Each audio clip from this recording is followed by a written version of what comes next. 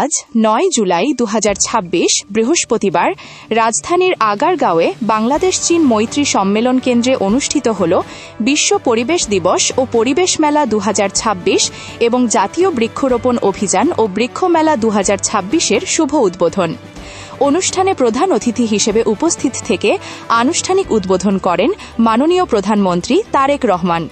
প্রকৃতি রক্ষা, পরিবেশের ভারসাম্য বজায় রাখা এবং দেশব্যাপী বৃক্ষরোপণকে আরও বেগবান করার লক্ষ্যেই এ আয়োজনের উদ্যোগ নেওয়া হয়েছে।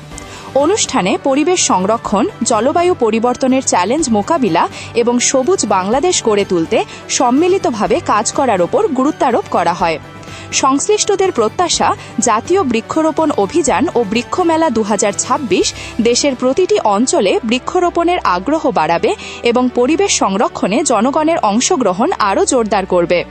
দেশ ও মানুষের কল্যাণে এমন গুরুত্বপূর্ণ উদ্যোগের সর্বশেষ খবর পেতে সঙ্গে থাকুন। ধন্যবাদ।